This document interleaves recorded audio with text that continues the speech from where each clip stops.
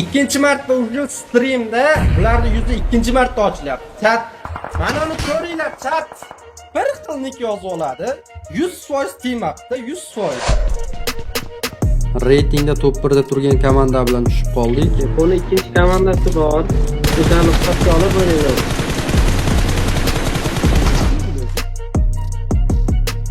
Ular boshlab.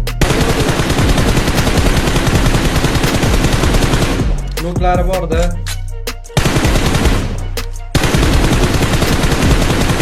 Bittasi qochib ketdi, bittasi. Qolganlarini men qo'ydim.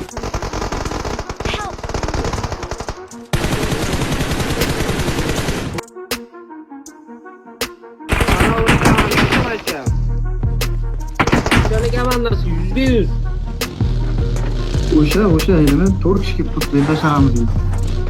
Ya g'azani to'g'ri kaptan olib berdi-yu. Qo'y yo'q bilan nechtaning qo'ygan bo'ldi.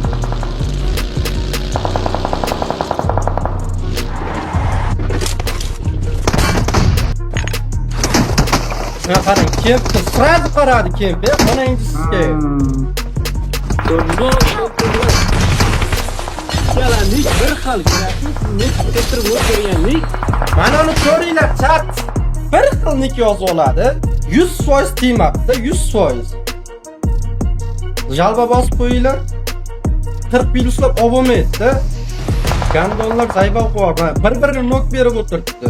Mana Nogiron o'ynashni bilmaydi. Просто 3 ta komanda birga o'ynayapti. Jalab 3 ta komanda ham olib tushadimi? 3 ta bank yozdirdi. Daxoy komandasi azon o'lib ketdi. Bitta komandasini yopdingiz. Reytingda top 1da turgan komanda bilan tushib qoldik. Bularga avvalam team up qilyapti deb video chiqargandim. Avvalgi videoga ko'pchilik ishonmagan yoki tushunarsiz bo'lgan bo'lsa, bu videoda Yalni bilinib qoldi. Nagli teamitsa qilayotgani bilinib qoldi. Avvalginiki Torpedo edi.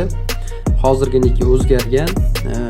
Bular klassikada ham top 1da turibdi. Agar klassikada ham xuddi shunaqa ko'targan deyapti. Klassikada ham agar haqqoniy ko'targanda klassikada ham hozir o'zbeklar turardi, ultimate'da ham reytingda top 1da o'zbeklar turardi. Og'alar, bularga chora ko'rmasak bo'lmaydi.